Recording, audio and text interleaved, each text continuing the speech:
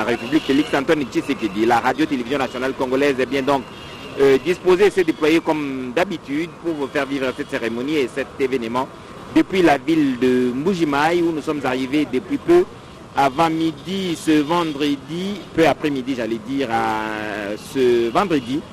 Et nous nous sommes déplacés pour vous faire vivre justement cette arrivée du président dans cette ville. Il va y avoir quelques activités à mener ici. Nous allons nous approcher du protocole du président de la République pour avoir toutes les informations en rapport avec son séjour à Mbuji-Mayi qui prévoit 3 ou 4 jours d'activité dans la ville de Mbuji-Mayi, mais aussi dans le Kasaï oriental en général. On nous dit qu'il fera un tour à Kabeya Kamwanga, à Mopompa certainement, mais aussi à Nkwadi, je crois que c'est dans les territoires de Chilenge. Voilà donc un programme qui est chargé, mais dont nous aurons plus de détails dans les heures qui suivent, les temps pour Giscard Kosema d'arriver avec les détails de ce séjour du président de la République dans cette province. Mais nous allons vous commenter cette arrivée du président de la République dans l'obscurité bien sûr, mais ce sera avec Robert Ndaye qui est arrivé lui à Mbuji-Mayi cet avant-midi. Il sera avec nous pour nous parler de son séjour en Mbuji-Mayi, mais aussi de ce qu'il est venu faire, lui qui est toujours derrière Crekset, qui réalise plusieurs infrastructures dans la ville de Mbuji-Mayi, pourquoi pas dans la ville de Kananga. Il suit bien les infrastructures de ce côté-ci, il a des informations à nous donner certainement. Il est avec nous ici sur le rond-point Petrombu, anciennement Kalalawankata. Et voilà donc, c'est avec lui que nous allons vous faire vivre cette arrivée du président de la République. Je vous disais tantôt que l'arrivée du président serait pédestre, ce serait le cortège où il sera motorisé. Et les services de sécurité décideront et nous vous retransmettrons que ce qui sera disponible. Le président de la République, Félix Antoine Tshisekedi, arrive ce soir à Mbuji-Mayi. Dans quelques instants, nous saurons s'il est déjà à l'aéroport et qu'il a pris sa marche vers sa résidence de Mbuji-Mayi, comme il en a partout à travers la République. Robert Ndaye, merci d'être là. La radio-télévision nationale congolaise a fait le déplacement de Mbuji-Mayi pour faire vivre à la communauté congolaise, à toute la République démocratique du Congo, y compris ceux qui sont à Bunagana. Ils vont suivre l'arrivée du président de la République en Mbuji-Mayi. Voilà donc, sous bien sûr l'impulsion de la nouvelle direction générale, pilotée par Sylvie Elenge Moulaï et le professeur Boto, qui n'ont pas l'œil à fermer pour permettre à la radio-télévision nationale congolaise d'avoir les moyens de sa politique, mais aussi de retransmettre en direct chaque fois que besoin en sera les événements qui ont lieu dans la République, surtout quand le président de la République fait le déplacement d'ici. Tu as sillonné la ville Robert Ndaye, quelles sont les premières impressions trouvées dans la ville de Mbuji-Mayi? Premières impressions, les gens sont impatients de voir le garant de la nation, sauf imprévu.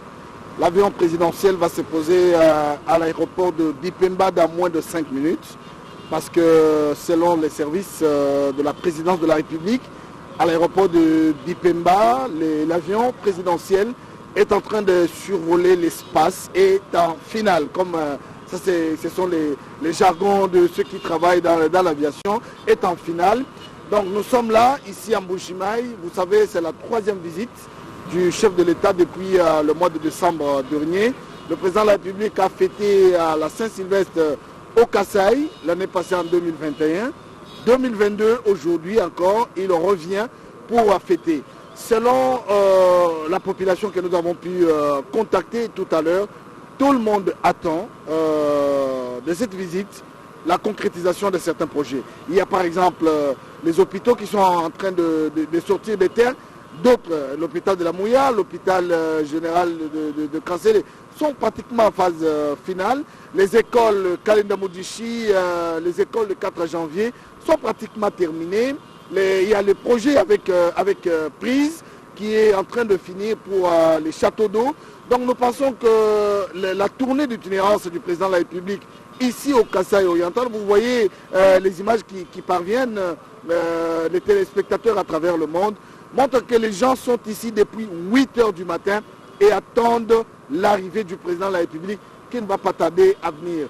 Bon, écoute la traditionnelle chanson, le chômage, l'électrification de la ville, les projets d'intérêt commun, les infrastructures, les routes et tout ça. La population veut voir le président de la République, Félix Antoine Tshisekedi Tshilombo, venir alors apporter des réponses. Au-delà de là, Edi Tchala, il y a cette question de la relance de la société minière de Bakwanga. Vous le savez, le gouvernement a consenti d'injecter dans la MIBA 161 millions de dollars américains, dont la première tranche de 34 millions 500 est attendue. Peut-être, c'est aussi un ouf de soulagement que le chef de l'État décide de venir ici à Mbujimaï fêter la fin de l'année, parce que nous entrons dans une année électorale et des challenges. Merci Robert Ndaye pour ces informations. Le président de la République procédera certainement à l'inauguration de certains ouvrages qui ont été réalisés et qui sont terminés, notamment le château d'eau dont on a entendu parler, mais surtout c'est une réponse évidente aux différentes questions et multiples inquiétudes enregistrées depuis plusieurs années. L'eau potable à Mbujimaï est une denrée rare, alors que c'est un droit constitutionnel. Je crois que le président de la République et le gouvernement Jean-Michel Samalukonde doivent avoir mis le bouchée double pour que ce château d'eau soit disponible et que les Mbujimaïens aient cette eau potable dans leur ou à leur robinet. Voilà donc, mesdames et messieurs, la radio-télévision nationale congolaise ne ratera pas un seul détail. Vous allez suivre comme si vous y étiez. Tout ce qui se passe ici à Mbujimaï, le président de la République ne vient pas en vacances, il vient pour y travailler. D'ailleurs, ce sera l'occasion pour lui d'adresser le traditionnel message à la nation de fin d'année. Ce message-là se fera certainement ici à Mbujimaï. Vous suivrez sur la radio-télévision nationale congolaise, comme vous le suivez tous les ans. C'est dire donc que le président de la République est ici en mission de travail. C'est une itinérance qui lui permet lui-même de palper les réalités des projets qui sont en train d'être mis en œuvre ici, dans le Kasaï oriental. Il est bien d'écouter les rapports ou de suivre, de lire les rapports qui sont transmis par les services concernés. Mais en tout cas, il est beaucoup mieux d'arriver sur place et palper les réalités de terrain, ce qui permet de changer de cap s'il le faut, mais aussi de prendre des décisions bien éclairées après avoir reçu les informations des issues. Voilà donc dans l'obscurité la plus totale, le président de la République va donc arriver ici à Mbujimaï. Je crois que ça relance la nécessité d'impulser le projet Katende. Katende, c'est à quelques kilomètres d'ici, mais dans l'autre province du Kasaï central, où les travaux ont connu plusieurs péripéties. Depuis plusieurs années, la pierre avait été posée, les travaux ont même commencé, les canaux d'Amené est presque terminé. Les turbines sont même arrivées, mais vandalisées après l'histoire Kamouina Sapou. Il faut donc répartir, pas à zéro, mais d'un certain point, pour que ce projet Katende arrive à terme et que l'espace Kasaï soit électrifié et que cela impulse de nouveaux projets, de nouveaux investissements. Parce que sans électricité, il n'y a pas d'investissement envisageable. Mais il y a dans l'entretemps des projets palliatifs comme Toubitoubidi, dont on a entendu parler. La centrale est disponible et que les mégawatts qui sont produits, environ 4 ou 5, peuvent être amenés dans la ville de Mbujimaï pour permettre de pallier des parer au plus pressés. Par exemple, les hôpitaux qui sont en train d'être construits ici ont besoin d'électricité en permanence.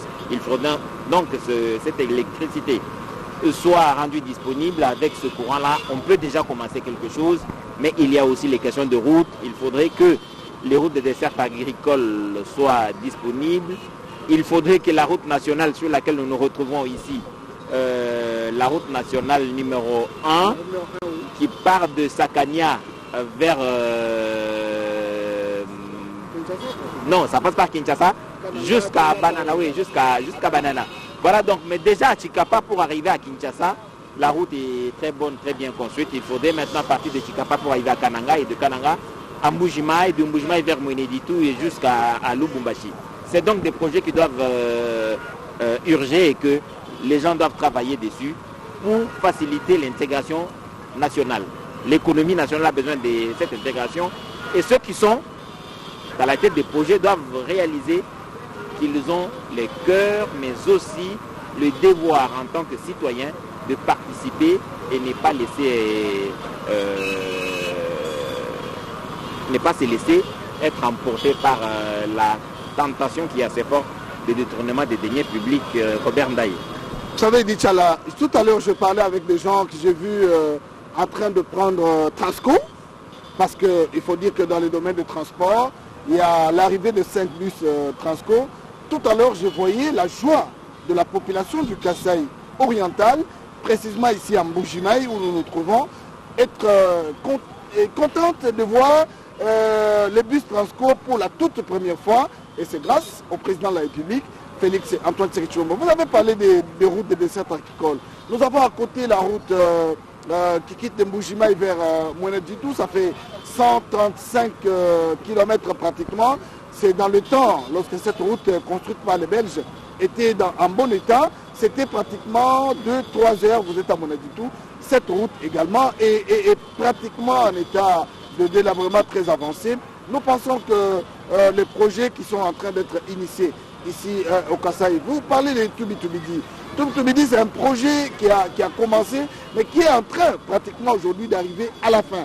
Et ça va donner de l'électricité. Là où nous nous trouvons ici au rond-point Kalalawankata, un rond-point Kalalawankata qui est au milieu de la commune de Bipemba, de la commune de Djoulou et de Kanchi.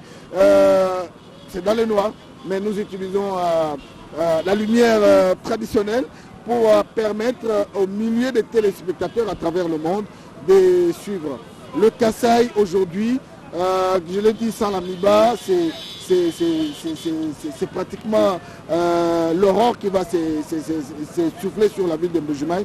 Nous pensons que l'arrivée, la 3e fois que le chef de l'État arrive ici, Edi Tchala, va permettre. Il y a ce programme de 145 territoires. C'est un programme ambitieux qui va amener ce qu'on appelle le développement à la base. Il y a des hôpitaux, il y a l'hôpital de Djupumba, il y a l'hôpital Conseiller, il y a des hôpitaux à travers ici. Il y a à côté, non loin d'ici, à Katanda, la cimenterie qui doit réellement être réhabilitée pour permettre à la population du Kasaï oriental d'avoir du ciment et de construire. Vous savez, tout à l'heure, j'étais en train de me promener. La vie est devenue trop chère dans la ville de Mbujimaï. Une bière, par exemple, pour ceux qui aiment bien prendre suroter un verre, est à pratiquement 8 à 9 000 francs congolais. Le méca de maïs est passé de 3 500 à pratiquement à 6 000. Donc, vous voyez, quand la vie devient chère, la population commence à se poser des questions sur beaucoup de projets, beaucoup de réalisations qui ont été faites. Donc, nous pensons que ce soir, le président a peut-être choisi d'arriver à Mbujimaï la nuit. Comme il revenait de Mbandaka, vous vous rappelez qu'il avait posé la question au gouverneur pourquoi il n'y a pas d'électricité dans la ville de Mbandaka ou d'une manière générale à l'Équateur. Est-ce que cette question, le chef de l'État pourra la poser aujourd'hui au gouverneur du Kasaï oriental, Mati Abidi, qui va peut-être donner une réponse, mais malheureusement, il va traverser cette grande route qui vient de l'aéroport jusqu'à sa résidence officielle sous l'éclairage de ces panneaux. Et nous pensons que la population qui a patienté depuis le matin pour attendre et à réserver un accueil chaleureux au fils du terroir pourra peut-être avoir l'occasion de saluer le passage du cortège présidentiel qui, nous l'apprenons, c'est pour bientôt. Donc c'est une question maintenant de quelques minutes. Le chef de l'État pourra traverser ici, ce boulevard, pour rejoindre sa résidence qui n'est pas non loin de là où nous nous trouvons ici. Robin Ndaye, les gouverneurs ont une énorme responsabilité. Je crois que celui de la ville de, j'allais dire, du Kasaï oriental a une énorme responsabilité. C'est celle de pouvoir donner dans la mesure du possible ou dans les limites constitutionnelles des charges qui lui sont conférées en tant que gouverneur de province. Il doit faire en sorte que la population sente que le travail est en train d'être fait au lieu de se limiter à attendre les actions du gouvernement central qui sont à un niveau beaucoup plus stratégique. Au niveau opérationnel, il doit être un gouverneur de terrain descendre dans les territoires. Il y en a, je crois, 5 ici dans le Kasaï oriental. Il faudrait donc qu'il aille dans tous les territoires et s'assure que dans chaque chef-lieu des territoires, il y a lieu d'aller dans les groupements, dans les secteurs avec facilité. Ce sont les routes des cercles agricoles qui peuvent être entretenues par les cantonnages manuels. C'est une réflexion qui doit être menée au plus haut niveau pour que l'on sente que la République est en train d'être gérée par le gouverneur à la base. Ils étaient tous en Mbandaka avec le président de la République. Le programme des 145 territoires est revenu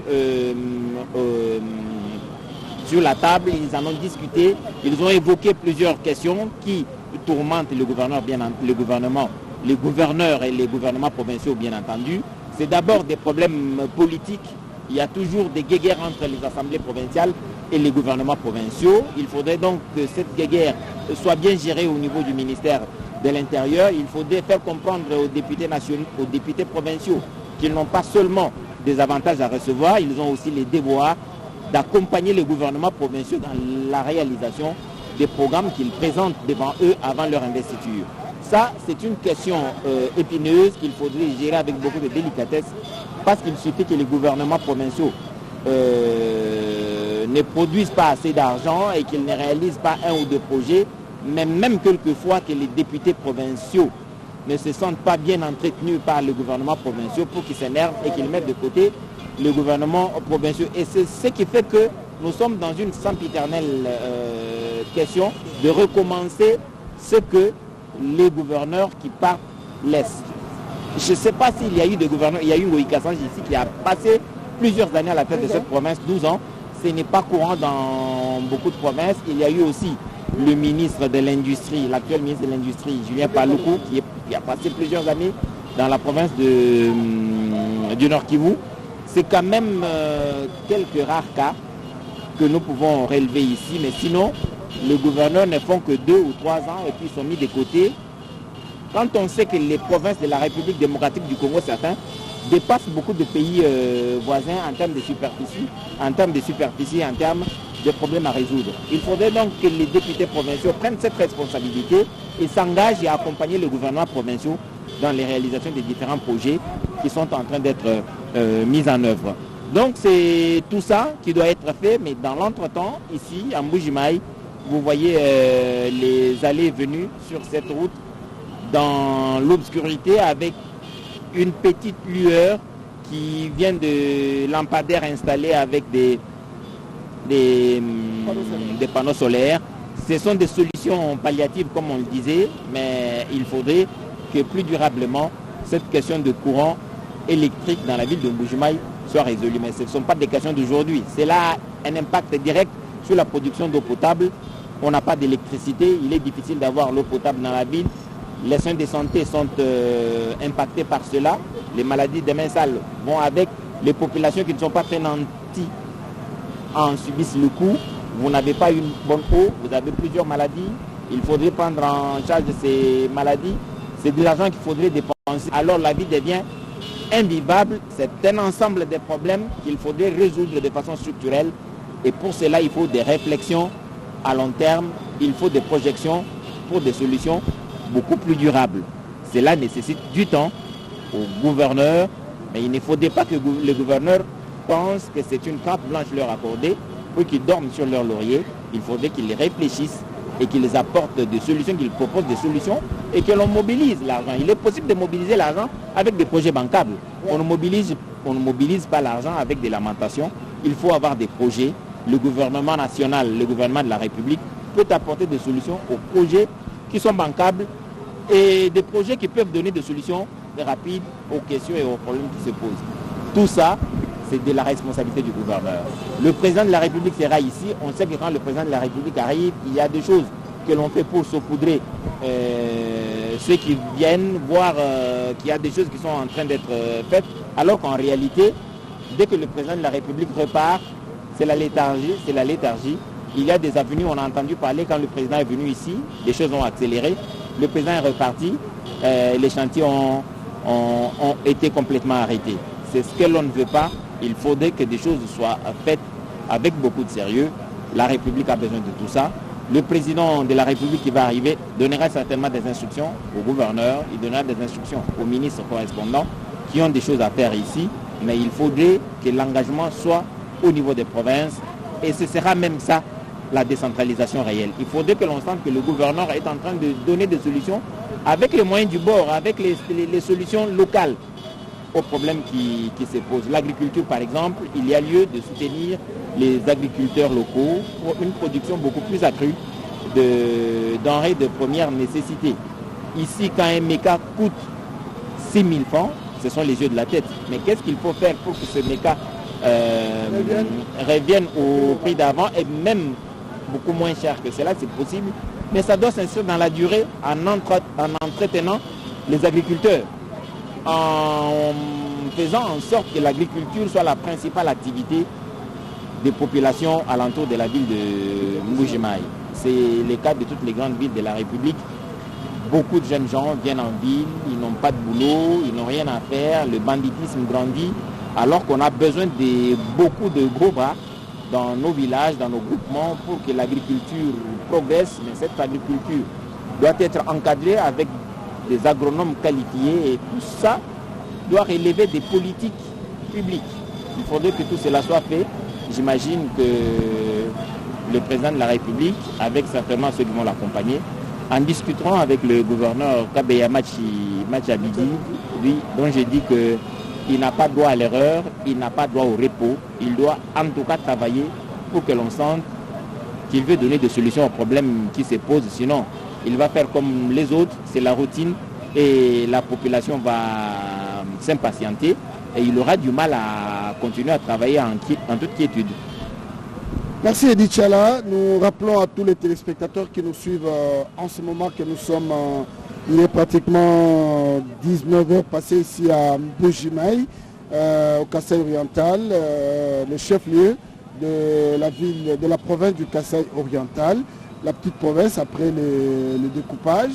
La population impatiente depuis 8h du matin attend saluer du cortège présidentiel ici à Mbuji-Mayi. Comme vous suivez, Edith Chala dit, il y a cette question de la Caisse nationale de péréquation.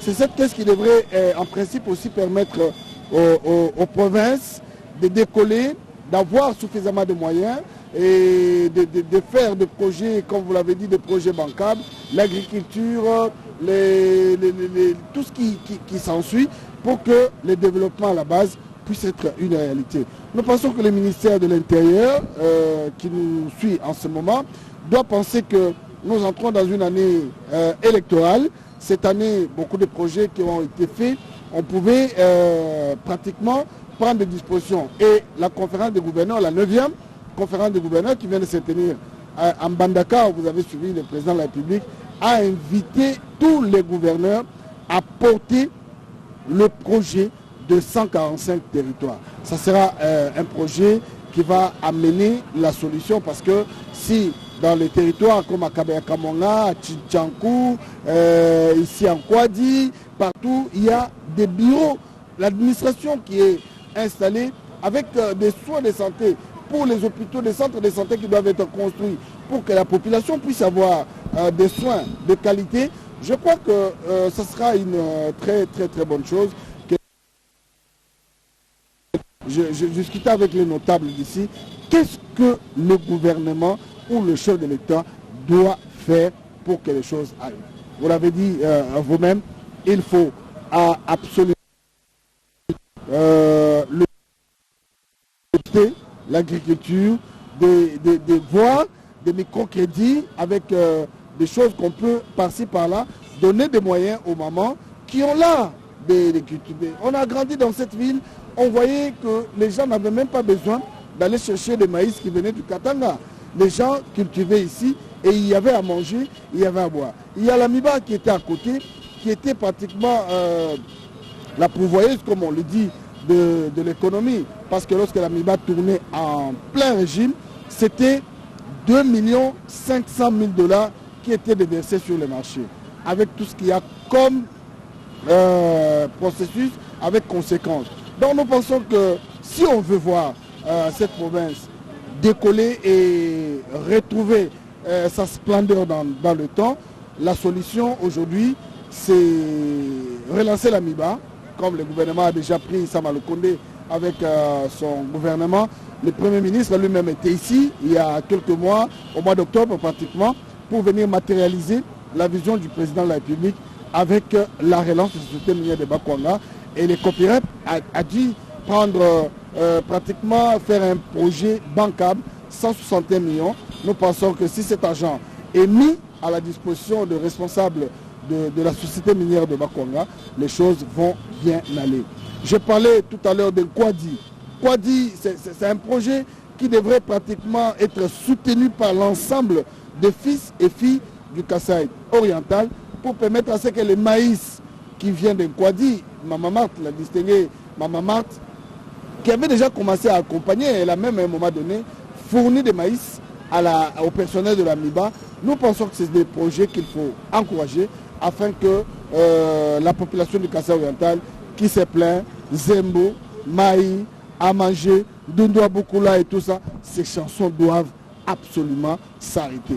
Aujourd'hui, ils ont la chance d'avoir un chef de l'État visionnaire, un chef de l'État qui regarde pas d'abord, comme on a dit avec le slogan, les peuples d'abord, mais on veut qu'avec les 145 territoires et le programme de 145 territoires, que le développement à la base puisse aller. Donc, le ministère de l'Intérieur, je le disais tout à l'heure, doit mettre des mécanismes, doit mettre l'accent pour que la caisse de péréquation, cette caisse qui va permettre aux provinces de décoller.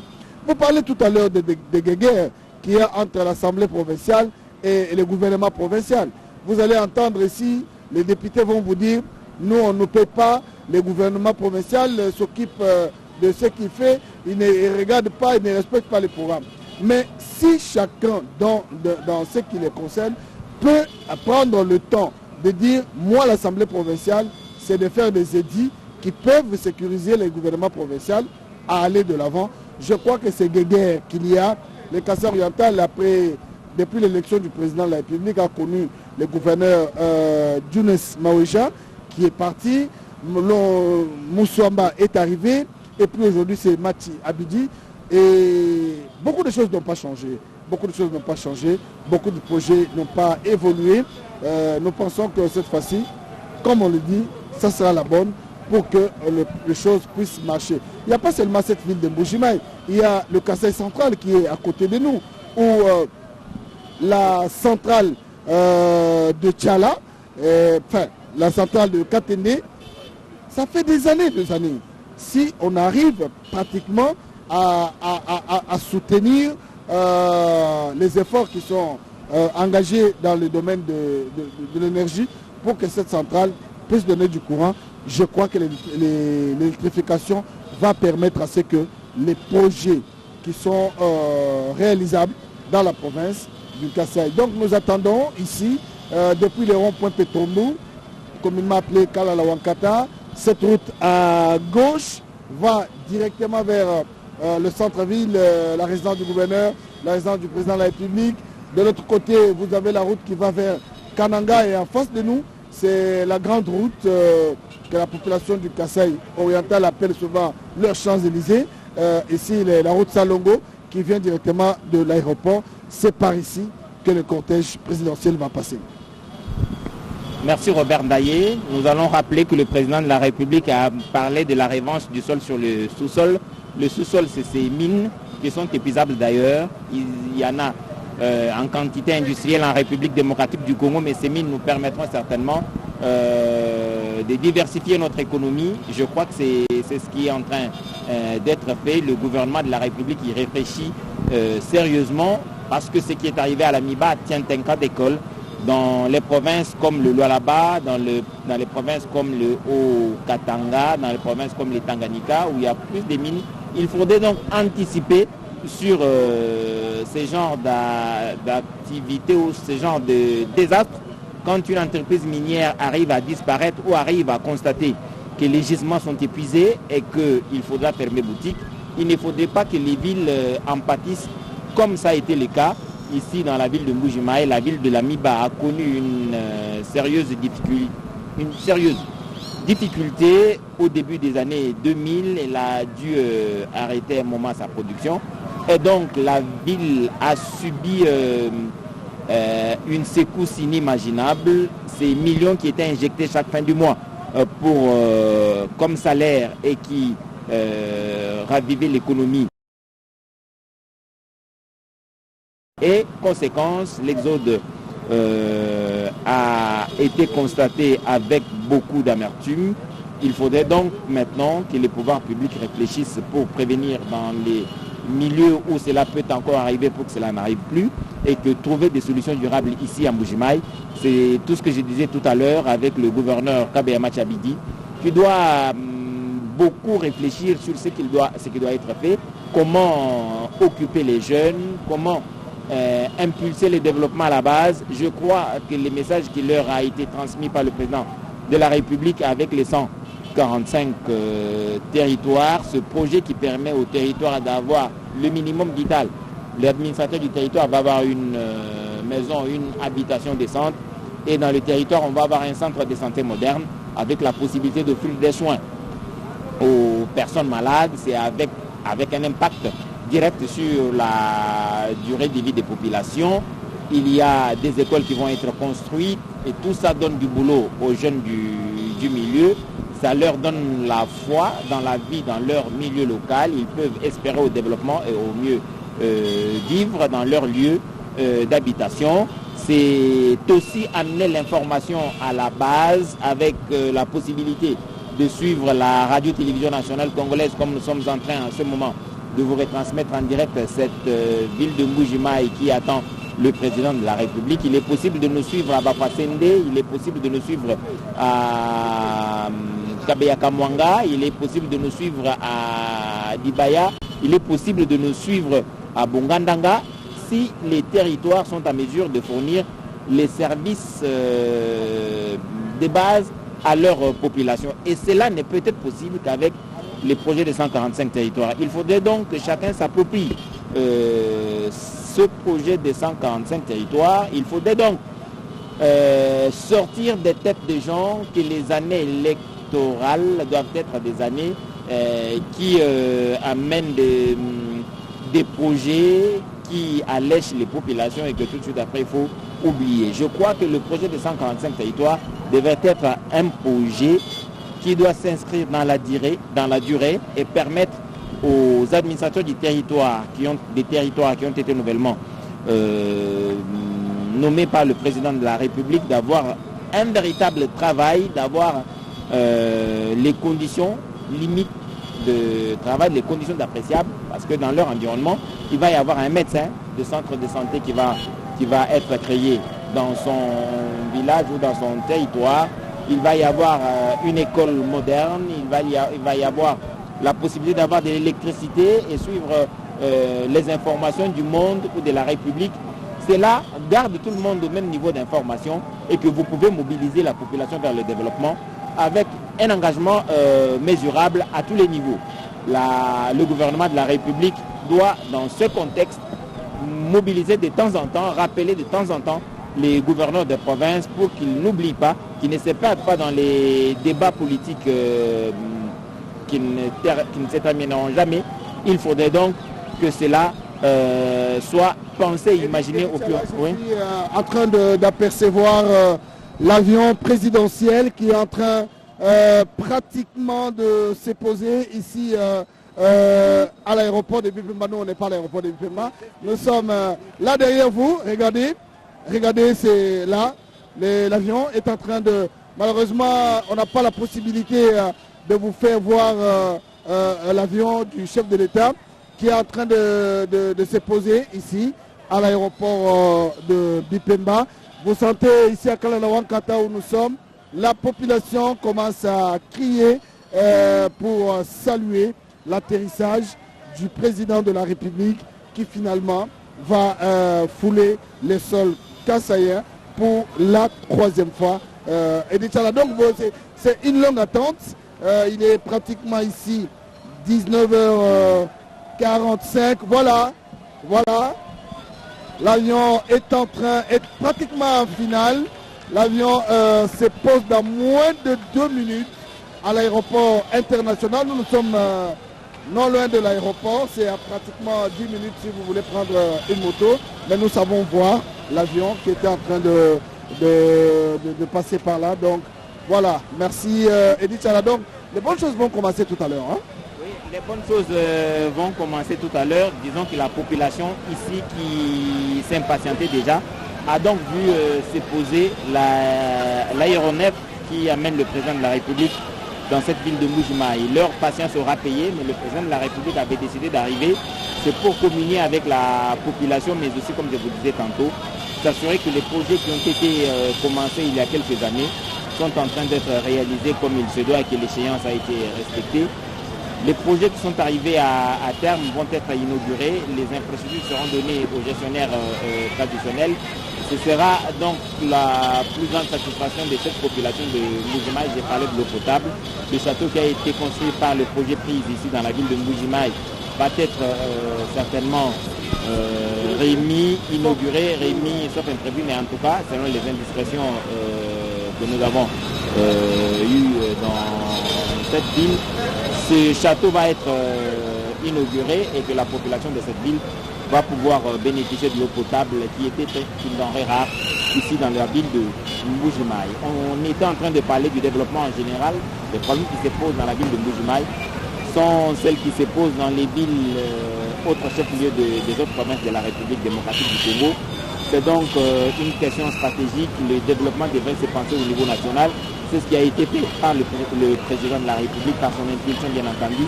Il a été produit ce programme de 145 territoires. Alors le mode de gestion aussi a évolué parce que ce projet a été confié à 3 grandes structures qui ont l'expérience dans la gestion des grands projets. Il y a le BSECO, il y a le PNUD, je crois, et une autre structure. Des structures qui ont habitude de mener des projets, de les exécuter, de les évaluer et de voir comment réussir des projets à la base. Je crois que cette politique va épargner les nouveaux arrivants dans la gestion de projets, d'avoir un œil sur l'argent qui finance les projets et mettre ça en poche et gêner la réalisation des projets. Je crois que c'est une bonne approche. Ceux qui gèrent d'habitude les projets sont un tout petit peu immunisés par cette tentative de s'approprier les deniers publics.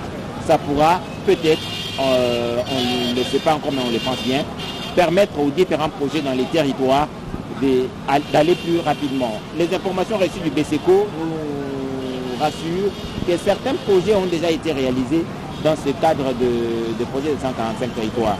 Des projets d'écoles, des projets des centres de santé sont déjà réalisés. Le BSECO a seulement une petite difficulté ou un petit retard dans la communication sur ce qui est fait sur le terrain. Il est donc urgent que les gens voient ce qui s'est fait ailleurs. Ça va créer de l'émulation pour que dans d'autres provinces, les autres partenaires qui réalisent ces projets dans le cadre de 145 territoires accélèrent le processus afin que le pays ait ce niveau de développement attendu depuis plusieurs années. Et je rappelle que c'est cette question de cette caisse de péréquation que Robert Ndaye évoquait tout à l'heure, une caisse de péréquation imaginée pour garder l'équilibre dans le développement des provinces. Cela permettrait aux provinces qui n'ont pas assez de moyens de suivre les pas des provinces qui avancent un peu plus vite dans les domaines de développement. Mais ça ne devrait pas se faire de façon disparate. Il faudrait donc avoir imaginé, avoir pensé à un projet, un programme qui permette d'évaluer justement les niveaux de développement de chaque territoire, de chaque province. Avec le projet de 145 territoires, on peut bien donc évaluer le niveau de développement de chaque territoire, les territoires qui n'ont pas les mêmes dimensions.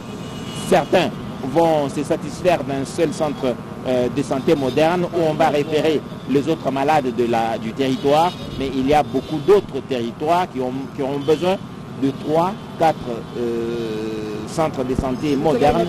Oui, on a quelques informations à donner à tous les téléspectateurs qui nous suivent en ce moment, que l'avion présidentiel s'est bel et bien posé à 19h50 ici à Mbuji-Mayi et est en train de faire les taxis parce que le chef de l'État va donc apparaître tout à l'heure pour saluer la population et prendre ses cortèges. Alors, puisque nous parlons de province tout à l'heure, vous m'avez dit tout à l'heure me déplacer, je viens d'avoir le gouverneur du Kasaï central, John Kabeya, qui salue d'abord l'arrivée du président de la République, mais qui a dit que dans le cadre des recommandations que le chef de l'État, Félix-Antoine Tshisekedi Tshilombo, a fait à Mbandaka, il vient de doter, nous parlons du Kasaï central, pas du Kasaï oriental, avec le gouverneur John Kabeya, qui vient de doter 10 motos à la police, qui a éclairé la ville de Kananga aujourd'hui pour permettre à la population du Kasaï central de fêter en toute beauté. Mais il rassure quand même qu'avec l'arrivée,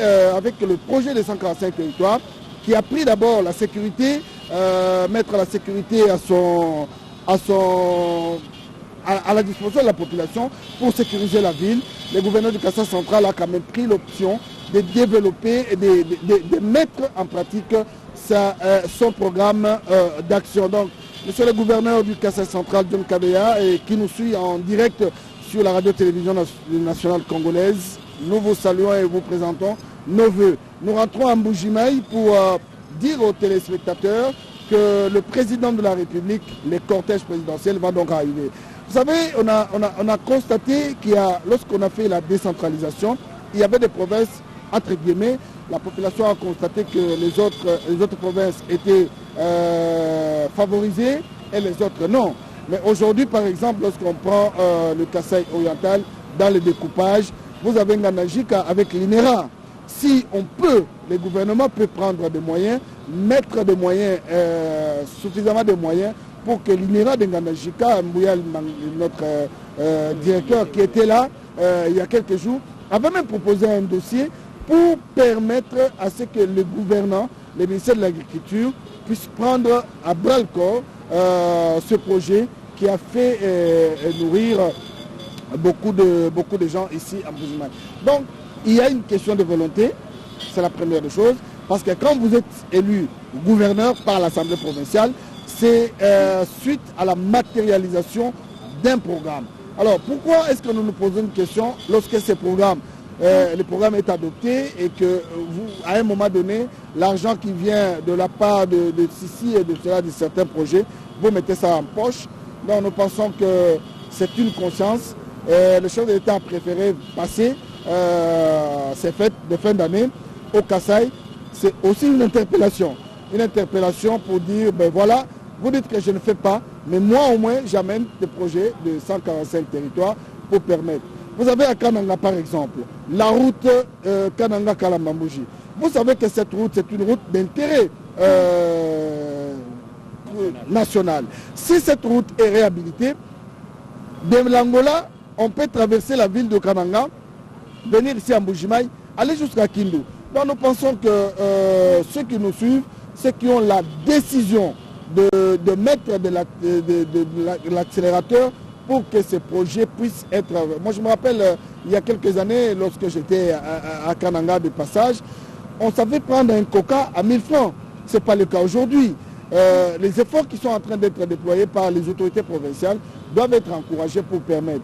Vous avez dans le Kasaï central par exemple aussi des projets qui sont en train de naître pour permettre. Ça sera l'exemple à Kolwezi avec les boom miniers, avec tout ce qui se passe de l'autre côté. Nous pensons que la décentralisation c'était une très bonne chose. Quand vous regardez dans d'autres pays comme l'Allemagne, comme la Suède, comme la Suisse, c'est des États qui se prennent pratiquement en charge et qui permettent à ce que la population puisse bénéficier de ce qu'ils ont en commun, c'est-à-dire le développement à la base. Donc nous pensons que nos cris de détresse sont en train d'être entendus par les gouverneurs qui ont reçu une mission de travailler pour l'intérêt d'abord de la population. Le chef d'État a parlé du peuple d'abord. Mais peuple d'abord, est-ce que le peuple d'abord, les gouverneurs qui doivent matérialiser ces projets, doivent tenir compte de la sécurité, doivent tenir compte des rations alimentaires, les gens qui partent en retraite, les gens qui volent l'argent de l'État. Il y a eu des GRK, des GRCOC, à Kinshasa, des caisses qui doivent permettre à ce que les développements qui sont en train d'être faits, que la population puisse bénéficier. Parce qu'en fait, il faut se mettre compte qu'il y a un jour on entre, mais il y a aussi un jour on partira. Il faudra que les jours qu'on partira, qu'on laisse des traces. Et ça, c'est une interpellation que nous faisons. Vous avez parlé tout à l'heure du Kasaï et Chikapa et la route de Chikapa avec ce projet vers Kamoucha, si j'ai encore bonne mémoire. Cette route qui est en train d'être asphaltée, nous pensons qu'on peut quitter de Kinshasa, venir jusqu'ici au Kasaï. Dans le temps, ça se faisait sans problème. Nous avons le lac Moukamba, les gens partaient de notre côté. Donc ces projets qui sont en train d'être faits, ils peuvent nous permettre à ce que les gens puissent dire ouf, on avait voté les changements, on a donc les changements. Oui, on a voté les changements, ça c'est sûr. Il faudrait donc que les problèmes qui se posent dans les promesses de la République soient pris en compte par les professionnels de gestion des projets. Je crois que ce que le gouvernement de la République, bien avec l'impulsion du président de la République, a fait est une décision courageuse. Prendre les projets de 145 territoires, confier la mise en œuvre et l'exécution aux structures inhabituelles comme la BCECO, on sait, la BCECO avec son expérience, mettait plutôt cette expérience au service de la Banque mondiale, les financements extérieurs, le PNUD, on sait comment ça fonctionne, prendre les deniers publics, les confier à ces structures pour la réalisation des projets de 145 territoires, c'est en tout cas une grande première. Nous allons voir les résultats que cela va apporter dans l'efficacité, l'efficience, dans la gestion des moyens disponibles. Je crois que cela doit inspirer les gouverneurs. Il faudrait aussi que l'État, la République mène une réflexion profonde pour que les gouvernements provinciaux, que le gouvernement national déjà, se sortent de l'emprise des politiques. Aucune compétence, mais beaucoup d'ambition. Vous avez plusieurs politiques, je n'ai rien contre les politiques, mais il y a plusieurs politiques avec pas de compétences requises pour un secteur précis, mais parce qu'il y a une opportunité, il se casse en mille morceaux pour obtenir le poste et offrir ce service dans un secteur où il n'a aucune compétence. Ça devrait se terminer. Si l'on veut un pays développé, un pays compétitif, parce que le monde ne nous attend pas, nous accusons du retard parce que les autres avancent vite. Il faudrait donc que nous réfléchissions ensemble, avec beaucoup de sérieux, mais avec moins de passion. La politique, c'est très bien, il faudrait que nous arrivions à la gestion de la chose publique, mais il faudrait que dès lors que nous avons la gestion de la chose publique à main, que nous la confions aux experts, aux techniciens du secteur, pour que nous ayons la possibilité d'évaluer et d'être sûrs d'obtenir des résultats dans un temps record, parce que le développement, il ne suffit pas seulement de commencer. Nous sommes en retard, il faudrait aller vite. Il faut aller vite, pas dans la précipitation, mais avec méthode et de façon bien réfléchie. Cela nécessite des têtes bien pensantes dans les questions de gestion de projet. Quand on met en place un gouvernement provincial, je voudrais dire que ce soit à Mbujimaï ou dans le Kasaï oriental, que ce soit dans le Kasaï central, que ce soit dans le nord ou Bangui, que ce soit dans le sud ou Bangui, il faudrait que les gouvernements provinciaux soient animés par des gens très peu politiques. Oui, très peu politiques, mais surtout très technocrates et capables d'apporter des solutions, même s'il n'y a pas encore d'argent, mais avoir des projets qui peuvent facilement être mis en œuvre et donner des solutions aux problèmes qui se posent dans les communautés. Le projet de 145 territoires, partout où il se mettra en œuvre, je crois que les territoires de la République démocratique du Congo, ce sera pour la première fois qu'ils reçoivent des fonds venus de Kinshasa. Ça veut dire qu'il y aura eu le président de la République, Félix Antoine Tshisekedi, qui se sera souvenu que la République que nous voyons à Kinshasa commence par les territoires, commence par les secteurs, commence par les groupements et par les villages. Et donc si on veut un pays développé, un pays où il fait beau vivre, il faut commencer à redonner la vie à la base dans nos villages. Nous allons lutter contre la démographie galopante dans les villes. Parce que la démographie galopante dans les villes occasionne la rareté des denrées alimentaires. Il y a plus de consommateurs que de producteurs. C'est des problèmes structurels qui devront être résolus par des solutions structurelles comme c'est le cas maintenant. Le projet de 145 territoires, c'est un projet bien réfléchi. C'est une idée géniale qu'il faudrait que tout le monde soutienne, chacun à son niveau, selon ses compétences, accompagne le projet. Parce qu'il sera possible avec le projet de 145 territoires d'avoir les tribunaux de paix dans les territoires. Cela va donner du boulot aux magistrats. Il est inhumain de demander à un magistrat qui vit à Lubumbashi, qui vit à Kinshasa, ou un étudiant qui finit ses études à l'université de Goma, il veut être nommé magistrat, vous l'envoyez à Bafasende ou vous l'envoyez à Bongandanga, où il ne va pas avoir une maison, où il ne va pas avoir d'électricité. Mais humainement et socialement, ça fait peur. Mais il faudrait que cela soit fait à la base pour qu'il n'y ait plus un médecin qui refuse d'aller à mutation parce que là où il va aller, il n'y a pas de maison, il n'y a pas d'infrastructure, il n'y a pas de... Et ça, c'est une politique et c'est ce que l'on appelle penser en homme d'État. Vous avez réfléchi en homme d'État parce que ce projet, avec les élections qui arrivent, ça n'a rien à voir avec les élections. C'est un projet qui va se poursuivre dans le développement de la République. Ceux qui peuvent s'en servir comme gain politique le feront, mais je crois que le peuple doit être si éveillé pour comprendre que les projets qui se mènent avec l'argent du trésor public ne viennent pas d'un acteur politique, c'est de l'argent de la République, c'est de l'argent du trésor public et qu'il faudrait bien que les politiques s'égarent de s'approprier ces résultats. Oui, mais ça aussi met à l'abri les esprits faibles qui sont très souvent ballottés pendant qui sont très souvent ballottés pendant les moments des élections. Un individu qui vit à Kinshasa, il s'amène avec 2-3 ballots de friperie, quelques ballons, quelques jets de vareuses. Il arrive, bon, c'est lui, moi je suis votre sauveur, votez pour moi, je serai votre Dieu à Kinshasa. Chaque fois que je tousserai, vous serez en bonne santé.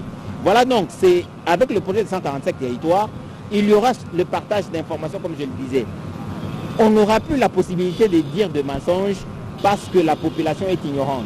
Il sera plus facile pour la population de dénicher où se trouve la vérité, où se trouve le mensonge, et qu'on aura de plus en plus une classe politique intelligente, une classe politique capable d'apporter et de mener des campagnes sur des projets, au lieu de mener des campagnes sur des dons, sur des dons, des gratuités, oui, je vous fais et tout ça, alors que ce n'est pas le travail du député. Il faudrait donc que cela amène les députés à plus réfléchir, aux candidats députés ou aux candidats gouverneurs à plus réfléchir sur des propositions concrètes à faire aux populations dans divers domaines, dans différents secteurs de la vie courante. Pour revenir au gouverneur d'ici, le gouverneur Kabeyama Tchabidi, je sais et je crois qu'il doit avoir mis tout ceci dans la balance avant de mettre en place son gouvernement. Il a certainement eu des pressions des partis politiques, ça c'est évident, mais il faudrait s'émanciper et avoir la capacité de savoir ce que l'on veut et de se donner les moyens de le faire. Et les moyens sont humains, les moyens sont financiers, les moyens sont matériels. Sur les moyens, sur les ressources humaines, bien entendu, il faudrait que le gouverneur soit sûr des capacités des membres du gouvernement qui l'accompagnent. Si vous avez des ministres qui sont venus seulement parce qu'ils ont été délégués par leur parti politique, vous risquez d'avoir des personnes plus politiques et incapables de percevoir la pertinence du programme du gouvernement et qui vont avoir des difficultés d'accompagner le gouvernement provincial ou le gouverneur lui-même de mettre en œuvre ces différents projets. Les budgets pour l'année 2023 dans toutes les provinces de la République ont été pratiquement votés. Les édits ont été votés par les assemblées provinciales. Celle de la province du Kassa oriental a fait de même. La radio-télévision nationale congolaise a diffusé cette adoption de l'édit provincial sur les budgets. Je crois qu'il prend en compte les différents problèmes, les problèmes cruciaux qui gênent le développement de cette province et propose des solutions. Il faudrait bien les moyens, et les moyens, on ne les mobilise qu'avec les directions provinciales des recettes qui pilulent à travers la République. En tout cas, chaque province a une direction de récolte des recettes. En tout cas, dans toutes les provinces, il se pose encore cette question de rétrocession par le gouvernement central des caisses qui pose problème.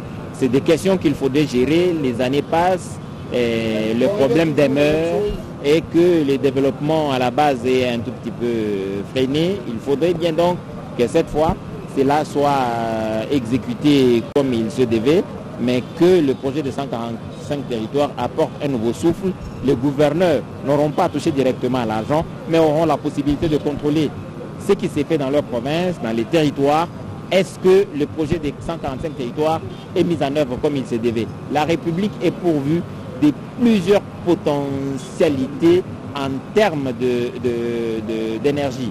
On peut utiliser le solaire, on peut utiliser l'hydroélectricité, on peut utiliser même les biomasses, mais les productions d'énergie qui demandent beaucoup de moyens, beaucoup de techniques, on peut mettre de côté parce que la République démocratique du Congo, dans chaque territoire, j'imagine, il y a la possibilité d'avoir une centrale hydroélectrique. Il y a possibilité de le faire. Mais aussi, il y a la possibilité d'avoir les barrages comme celui de Katende. La centrale de Katende peut produire jusqu'à 64 MW. C'est une quantité importante d'électricité quand on sait que la ville de Mbuji-Mayi n'a besoin que d'environ 13 ou 14 MW. La ville de Kananga, environ 13 ou 14 MW, en tout cas pour l'instant. Ce barrage-là peut suffisamment résorber les besoins d'électricité dans les deux villes de Kananga, mais aussi à Tchimbulu, avec l'interconnexion des centrales hydroélectriques dans la région. Il y a possibilité de donner une énergie fiable à ceux qui en ont besoin. Les investisseurs, quand vous présentez les projets, d'investissement, vous garantissez l'électricité, vous garantissez les bonnes routes, l'investisseur vient avec courage, vient avec assurance. Ça, c'est un plus grand défi et je crois que les entreprises qui réalisent des projets d'infrastructure ont en tête cet impératif pour l'investissement. On peut bien améliorer le climat des affaires, mais le climat des affaires va avec les infrastructures de base. Vous n'invitez pas un investisseur à venir chez vous, dans le Kasaï oriental, précisément en Mbuji-Mayi, quand vous n'êtes pas en mesure de lui donner ou de rendre disponible un courant stable et capable de suffire à ce besoin. Vous ne l'appelez pas dans votre ville de Mbuji-Mayi quand les matières premières qui doivent arriver dans ces usines doivent venir de 200-300 km, mais pour arriver à atteindre la ville, il faut dépasser 5-6 semaines pour arriver. Tout ça nécessite que les gens s'asseyent, que les gens réfléchissent pour savoir où nous devons mettre les moyens, qui peut nous accompagner dans cela et quelles sont les ressources humaines que nous pouvons mettre à contribution pour trouver des solutions à tous ces problèmes. Le président de la République, Félix Antoine Tshisekedi, est arrivé à Mbuji-Mayi déjà depuis quelques instants et comme vous le savez, les salutations d'usage au tout début là, le gouverneur est certainement là, le bourgmestre de la commune de Bipemba où se trouve l'aéroport de Mbuji-Mayi, il devrait être certainement à l'aéroport. En tout cas, nous, quand on descendait de l'aéroport de Bipemba, de l'avion qui nous a amenés ici, il était 14h local. On l'a trouvé à l'aéroport, il était déjà sur place attendant l'arrivée du président de la République. En tout cas, ce protocole mis en place, le président l'a salué et s'est installé dans le salon d'honneur. Il ne va pas tarder à prendre la route pour aller à sa résidence. L'heure est très avancée, je ne crois pas qu'il fera le pied comme il avait été prévu. Il prendra certainement son cortège qui nous a dépassé ici au rond-point Petrombu il y a environ 2 heures, venant de sa résidence pour l'aéroport de Bipemba. C'est ce cortège qui va forcément l'amener à sa résidence et nous, la télévision nationale congolaise, on pourra cette fois-là plier bagage et attendre les prochaines activités que le président de la République va mener ici dans la ville de Mbuji-Mayi. Il n'est pas encore temps pour nous de plier bagage, on est encore en train de faire vivre cette ambiance qui règne dans la ville de Mbuji-Mayi depuis la journée, depuis le matin, comme on vous l'a dit tout à l'heure. La ville est mise sans spécie dessous parce que la nouvelle du président de la République qui arrive dans la ville de Mbuji-Mayi est parvenue à toute oreille ici dans la ville de Mbuji-Mayi. Mais je vous rappelle que les environs de Mbuji-Mayi, c'est Kabekamanga, c'est pas très loin, Lupatapata, c'est pas loin. Oui. Bon, disons que les 5 territoires sont quasi tous les lieux, voilà. Et les 5 territoires sont quasi proches et que arriver à Mbuji-Mayi, c'est la petite province, hein. C'est la plus petite de la République, oui, c'est la plus petite de la République, avec environ 9000 quelque chose de kilomètres carrés. Même la ville-province de Kinshasa est plus grande que l'actuelle province du Kasaï oriental. Question donc pour le gouverneur de se donner le devoir de faire en sorte que ces territoires soient interconnectés par la route, même en terre battue, ce qui va faciliter la mobilité des populations et des biens, ce qui va booster l'économie locale permettre au budget provincial d'augmenter année après année et à cela attendre l'arrivée de ces différents investisseurs au moment où le courant sera stable dans la ville de Mbuji-Mayi. Je crois que c'est tout ce qu'un gouverneur responsable peut faire. Et Kabeya Matchabidi, qui n'a pas d'excuse en tout cas, il faudrait qu'il présente à la population cette volonté exprimée en acte de transformer la façon de gestion qu'il y avait il y a peu. On a dit que le gouverneur, le tout premier sous l'ère Félix Tshisekedi, Maouja Djounès, qui était un homme d'affaires de la ville, qui a succédé à un autre homme d'affaires de la ville, l'honorable Mboyi Kassaji. Donc, c'est des gens qui avaient une autre perception de la gestion de la chose publique. Je crois que le gouverneur actuel, Kabeya Matchabidi, doit avoir une autre perception parce que cette perception d'ancien homme d'affaires a prouvé ses limites. Il faudrait qu'il ait une autre perception du développement, qu'il imagine de nouveaux paradigmes pour pouvoir changer la direction que prend le développement de la province. Il faudrait que ces membres du gouvernement soient en mesure de l'accompagner. Je crois que le pouvoir de Kinshasa va pouvoir accompagner pas seulement la province du Kassai oriental, mais toutes les provinces de la République à arriver à leur fin. Mais tout en veillant que des guerres interminables, la sempiternelle question des dissensions entre les assemblées provinciales et le gouvernement provincial doit être gérée avec beaucoup de délicatesse. Le gouvernement ne doit pas penser que tout leur est permis et qu'ils ont carte blanche pour faire ce qu'ils veulent. Mais il ne faudrait pas que pour un rien, ou pour une petite mésentente, pour une gestion qui n'a pas été très bien expliquée, que l'Assemblée provinciale demette le gouverneur. Ça c'est courant et c'est instigué depuis Kinshasa. Il y a des gourous qui sont à Kinshasa qui estiment que les provinces sont devenues leur propriété et que tel gouverneur qui était sous sa botte essaie de s'émanciper, il active ses soutiens en province. Ce type-là veut s'émanciper, il faut les démettre et vous trouvez un jeune gaillard qui est député provincial qui décide de prendre une motion contre le gouverneur avec un peu d'argent qui circule. Le gouverneur est démis de ses fonctions. Moi, je suis arrivé à Dubaï tout récemment à la conférence, à l'Expo 2020 à Dubaï. Quand la République démocratique du Congo est venue exposer, on a vu des gens qui échangeaient avec les différents gouverneurs. Le gouverneur Jacques Yaboula du Haut-Katanga était là, si j'ai bonne mémoire. Mais il y avait des Arabes qui se posaient la question de savoir qui était devenu le gouverneur du Sud Kivu, Teongwa Bidje.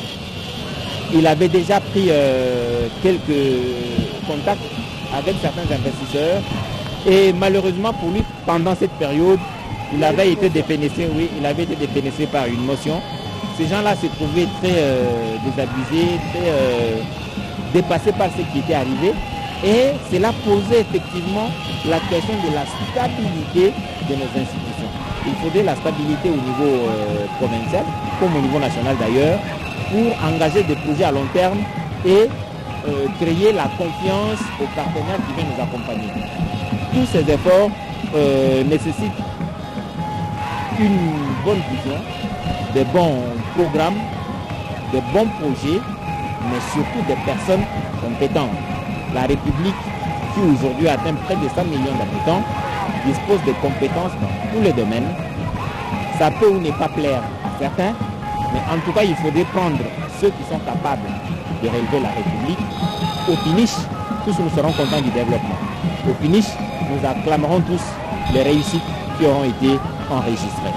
Les pays qui sont allés, qui ont avancé, n'ont pas été allés voir Dieu. Ils se sont servis de leurs compétences locales. Ils les ont gérées avec efficience, avec efficacité les moyens mis à leur disposition et nous avons avancé.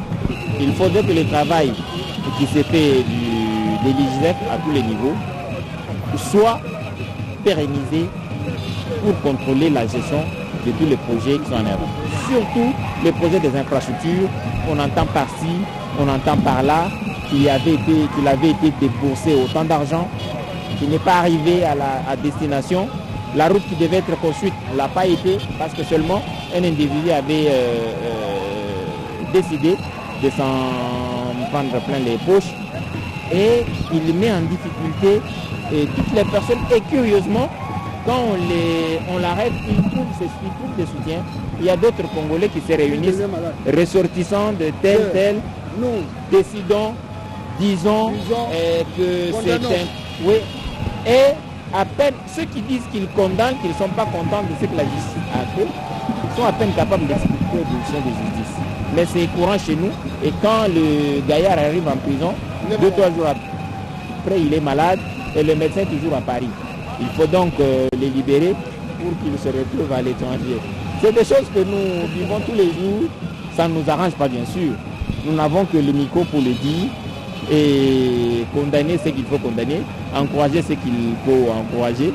Mais en tout cas, coup de chapeau au président de la République qui a apporté quand même un nouveau dynamisme dans la façon de gérer, dans la façon de suivre les projets, mais surtout 145 territoires, le programme de développement des 145 territoires, je crois que c'est bien trouvé pour le développement de la République démocratique du Congo.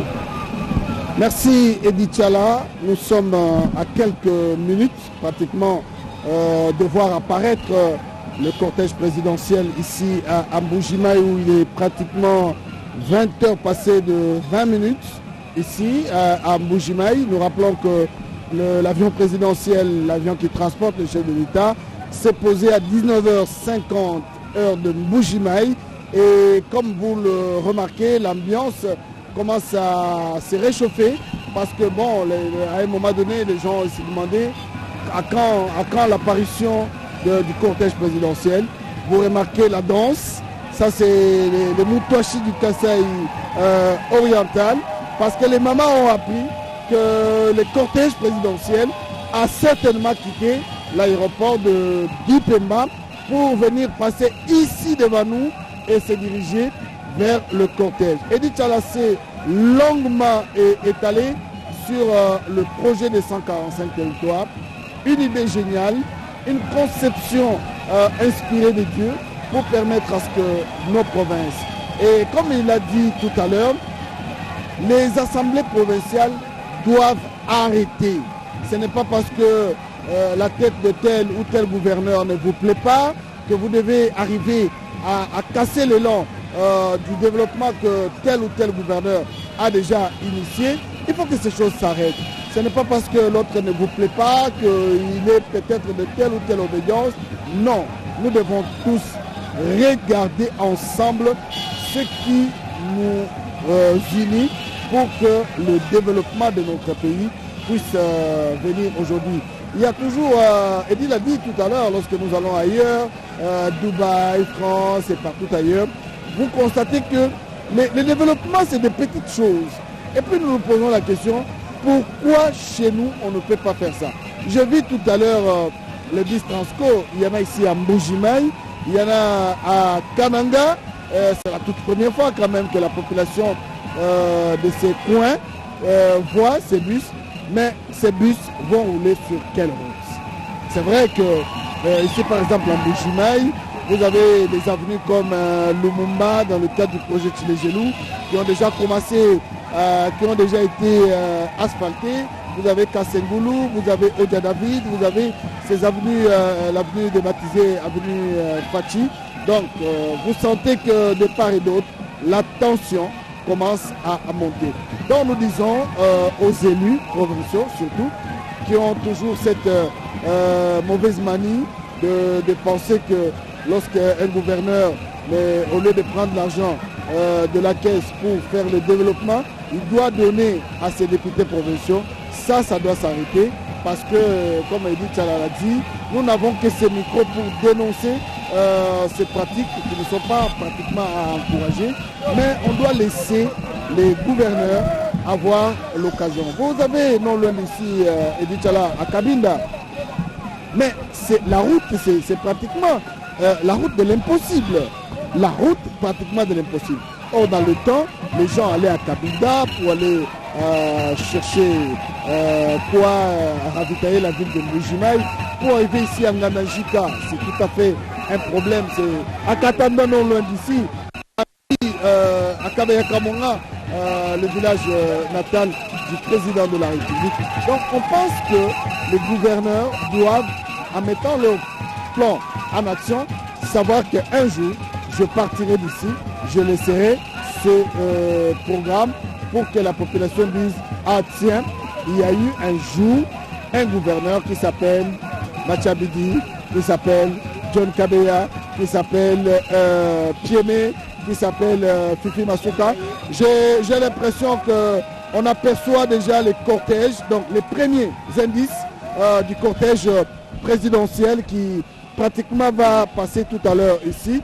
C'est pour cela qu'on voit les gens sont très agités. Oui, vous le remarquez sur vos écrans, le cortège présidentiel a bel et bien quitté l'aéroport de Bipemba et le chef de l'État qui est à Mbujimai. Il est pratiquement 20h25 ici au Kasaï oriental, précisément à Mbujimai. Le cortège, les premiers véhicules. Alors, c'est la sirène. Je crois que nos réalisateurs vont nous faire vivre ces cortèges, ces motards, les cortèges présidentiels. Vous sentez que c'est la ferveur ici, des acclamations de la population qui sont venus, la population est venue ici accueillir le président de la République, Félix Antoine Tshisekedi Tshilombo, qui est à Mbujimai depuis 19h50. Et les motards, c'est pour dire, le chef est à quelques minutes. Donc vous allez vivre l'ambiance qui règne ici à Kalalawankata. Derrière nous, ce sont des motards, communément appelés les Wewa, qui sont décidés de dire oui, soyez les bienvenus. Malheureusement, la population n'a pas eu la chance de dire papa et Zalesili, parce que c'est à la tombée de la nuit que le chef de l'État, le garant de la nation, le président de la République, Félix Antoine Tshilombo, est bel et bien arrivé ici à Mbujimai.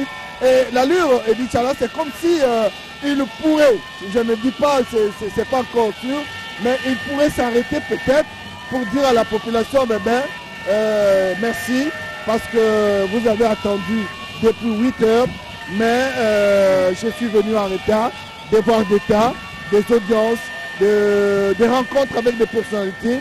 Vous savez que le pays était pratiquement menacé à l'est de la République, avec tout ce qui se passe dans ce pays. Le président Tshisekedi n'est pas seulement attentionné à ce voyage qu'il vient de faire, mais aussi de savoir les nouvelles du front, tout ça. Donc nous sommes là, ici, au rond-point Pekombu, communément appelé Kalalawankata, pour ceux qui connaissent la ville de Mbujimai. Derrière nous, c'est la commune de Bipemba.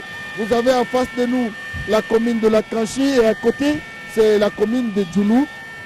C'est ici que le cortège du chef de l'État, vous sentez, vous voyez les véhicules qui ne roulent pas à vive allure, mais pour permettre au président de la République, si c'était ailleurs, on aurait vu des décapotables où il pouvait bien se mettre là pour saluer la population du Kasaï. Et d'Inch'Allah, il faut remercier cette population qui a pratiquement bravé le soleil, qui a pratiquement bravé la chaleur pour venir attendre et patienter pour accueillir le président de la République.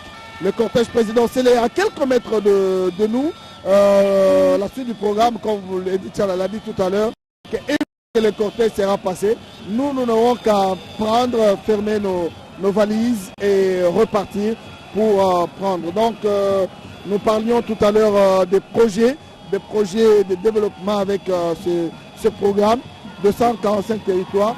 Le chef de l'État a martelé à la 9e conférence des gouverneurs et nous pensons que des provinces comme Lualaba avec la gouverneure Fifi Masuka, comme Jacques Kiaboula à Lubumbashi, John Kabeya à Kananga, Piemé à Chikapa et Machabidi ici à Mbujimai, dans le Lomami et au Sankourou, tous ces gouverneurs attendent voir se concrétiser ce programme de 145 territoires pour que enfin le développement tant attendu, la justice qui est au service, qui élève une nation, qu'on puisse avoir par exemple en Gandanjika, qu'on puisse avoir par exemple à Katanda, qu'on puisse avoir à Chilenge ici chez nous, des infrastructures qui permettront à ce que lorsqu'on veut une justice fiable. Alors là, pour ceux qui viennent de nous prendre maintenant, nous rappelons que nous vous retransmettons en direct de Mbujimaï, la ville diamantifère, connue autrefois pour ses diamants de joaillerie, ses diamants de Koharat et de tout. Le cortège présidentiel, l'arrivée du chef de l'État, c'est une troisième visite, une visite après la conférence des gouverneurs qui s'est tenue à Mbandaka. Le président était de l'autre côté à Mbandaka. Et aujourd'hui, il a donc décidé de venir fêter avec la population du Kasaï oriental, la population de la ville de Mbujimaï.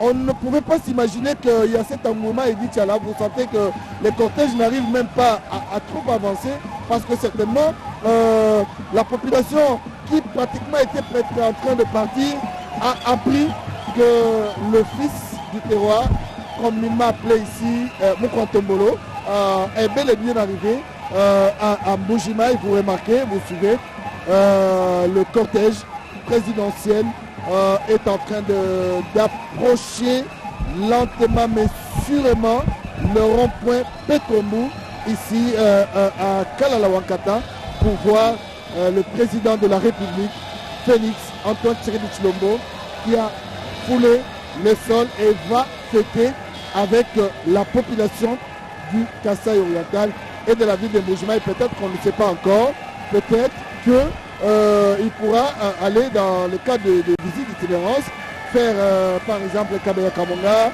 faire le Patapata, faire Chilenge pour voir les projets. Et là, Edichala, c'est sûr, le cortège du président est pratiquement en face de nous. Merci Robert Ndaye, encadré par une population immense. Disons que le véhicule du président de la République est bien encadré par la garde républicaine et la population qui nous traverse ici menace pratiquement nos matériels, mais je crois que la sécurité va nous permettre de protéger ce matériel. En tout cas, on a cru que les Mbujimaïens qui étaient venus ici attendre le président de la République étaient partis parce qu'il s'est fait tard. Mais nous nous sommes carrément trompés. Le président de la République, Félix Antoine Tshisekedi, qui passe devant nous, est donc bien encadré par la garde républicaine, mais autour de lui, c'est une population en liesse qui va l'accompagner jusqu'à sa résidence, à pied bien sûr, lui qui brûle à pas de tortue.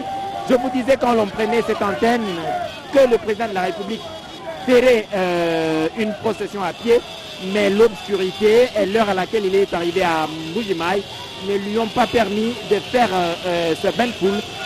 Malgré cela, le véhicule est en train d'avancer à pas de tortue et cela permet aux jeunes gens de la ville de Mbujimaï, femmes et vieux, personne n'a voulu rater ces instants. Ils viennent tous derrière le cortège du président de la République pour l'accompagner jusqu'à sa résidence et nous sommes ici dans un vacarme. Difficile à vous expliquer, les klaxons de motards nous cassent les tympans, mais sinon nous sommes là pour vous faire vivre cette arrivée du président de la République, Félix Antoine Tshisekedi, dans la ville diamantifère de Mbujimaï. Il va aller tranquillement jusqu'à sa résidence. Les caméramans vous montrent bien que le président de la République ne roule pas à vive allure, mais autour de lui, avant que le cortège des véhicules qui l'accompagnent ne se termine ici sur le rond-point Kalalawankata. Il y a une foule innombrable derrière qui va vouloir accompagner le président de la République jusqu'à sa résidence. Ceux qui étaient venus en véhicule, ceux qui étaient venus sur les motos ne se sont pas déplacés, mais ceux qui avaient, je vous ai dit qu'ici, il y a des gens qui sont venus des villages environnants, des environs de la ville de Mbujimaï, pour vivre le président de la République, Félix Antoine Tshisekedi, en live depuis la ville de Mbujimaï. Et c'est donc que les populations de partout sont ici et je crois qu'il faudra une force d'Hercule à la garde républicaine pour empêcher cette population d'envahir le cortège du président de la République. Heureusement que le choix a été fait, que ce cortège soit motorisé, sinon à cette heure, avec l'obscurité, ça aurait été difficile de contenir cette population qui s'est déplacé en nombre voir le président de la République arriver à Mbuji-Mayi depuis son élection pour la 3e fois. Cette population a certainement des choses à dire au président de la République. Elle a des choses à écouter du président de la République. Mais je crois que Kabeya Matchabidji doit se préparer parce que sinon, devant la population de Mbuji-Mayi, le président de la République s'adressera, comme il est fait depuis un certain temps, directement. Et cette population posera des questions. Et je crois que le gouverneur de Mbandaka, le gouverneur de l'Équateur, à Mbandaka, a une expérience à partager avec le gouverneur de la province du Kasaï oriental, sinon il sera tétanisé devant une population qui a tout à dire au président de la République, des questions à poser au président de la République, mais surtout des accusations contre leur gouverneur. Ça ne manquera pas certainement, mais le chef de l'État mettra directement le gouverneur devant ses responsabilités et pour qu'il réponde aux préoccupations de ses administrés. C'est donc fait. Le président de la République, Félix Antoine Tshisekedi, est arrivé dans la ville de Mbuji-Mayi. Il est 19h34 à Kinshasa, mais il est 20h34 dans la ville de Mbuji-Mayi. Vous voyez là, sur la caméra de nos spécialistes venus de Kinshasa pour ce faire, les femmes et les hommes qui ont décidé de ne rater pas un seul instant l'arrivée du président de la République, Félix Antoine Tshisekedi, dans la ville de Mbuji-Mayi. C'est donc fait, Robert Ndaye, avant que nous puissions retourner l'antenne, comme je le disais, quand le président sera passé par ici, nous n'aurons plus qu'à remballer nos valises et aller nous reposer attendant le programme qui va nous être fixé par le protocole du président de la République, parce que la RTNC s'est déplacée pour effectivement que la population ou la communauté congolaise n'y rate un seul moment du président de la République ici à Mbuji-Mayi. Merci Edi Tchala, merci aux téléspectateurs qui nous suivent depuis le rond-point Petrombo ici à Mbuji-Mayi. Le président de la République est passé par ici devant nous. Certainement qu'il est en train d'entrer à sa résidence maintenant. Nous disons merci aux nombreux téléspectateurs qui nous envoient des messages de partout dans le monde, qui sont en train de suivre ici le direct à partir de la ville de Mbuji-Mayi.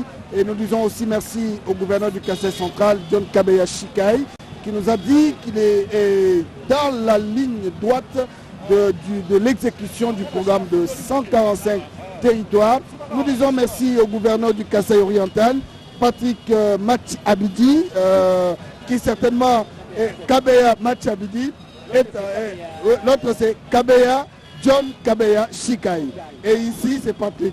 Merci à Péché Moubenga parce que c'est le grand réalisateur qui nous a pratiquement ce soir accompagné pour vous permettre d'avoir ces belles images, sans oublier la coordination au directeur des Infos TV, Blaise Boko Kassanza, et à toute l'équipe de la rédaction française de la Radio-Télévision Nationale Congolaise, sans oublier le comité de gestion qui a permis à ce que, grâce à la technicité de la RTNC, vous puissiez suivre en direct l'arrivée du président de la République. Je rappelle que l'avion présidentiel s'est posé à Mbuji-Mayi à l'aéroport de Bipemba à 19h50 et c'était pratiquement à 20h30 que le cortège présidentiel venait de passer devant nous ici pour rejoindre la résidence officielle du président de la République. Edi Tchala, j'ai vu la police, la sécurité qui a été au rendez-vous, sinon on serait envahi parce qu'à un moment donné, on avait même très peur de ce qui s'est passé ici. On a vu les agents de la DGM qui étaient aussi mobilisés pour assurer la sécurité. Merci à tous qui ont concouru à ce que tout se passe dans le bon. Et à vous aussi, Edi Tchala, merci pour tout. Merci Robert Ndaye, nous vous avons retransmis la chaleur qui a sous-tendu toute l'attente de la population de Mbuji-Mayi, la population qui attendait le président de la République. Et Pécho Moubenga vous offre à cette danse des mamans venues attendre Félix Antoine Tshisekedi qui tout à l'heure est arrivé à sa résidence. Et nous, la Radio-Télévision Nationale Congolaise, nous vous avons permis de suivre comme si vous y étiez cette arrivée du président de la République dans la ville de Mbuji-Mayi. Le programme, nous l'aurons et nous vous dirons très prochainement ce que le président de la République va faire ici. De toute façon, vous qui avez fait confiance à la Radio-Télévision Nationale Congolaise, vous suivrez autant que faire se pourra tous les séjours du président de la République dans cette ville de Mbuji-Mayi, mais aussi dans le Kasaï oriental, selon ce que nous avons entendu dire, le temps que tout le programme soit ficelé et mis à notre disposition. En tout cas, en ce qui nous concerne, il ne nous reste plus qu'à vous dire merci et vous dire que la RTNC, c'est tout à l'heure à 20h, la grande édition, qui ne manquera pas de faire un clin d'œil à Mbuji-Mayi. Sandra Nyangui est déjà dans le laboratoire en train de se préparer pour vous livrer les informations de la République pour ce soir. Mais ici à Mbuji-Mayi où nous nous retrouvons, l'ambiance se poursuit.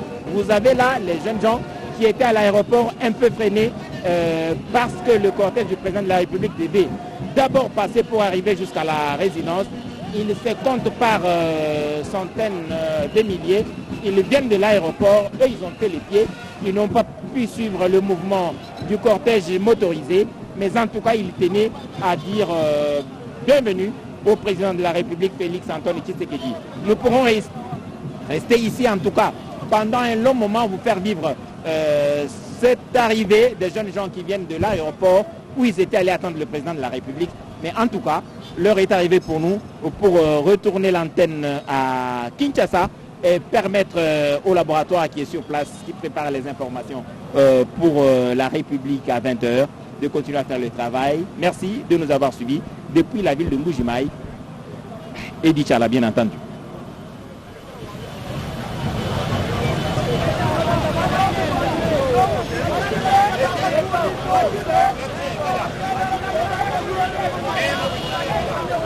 Ton frère, je te cherche.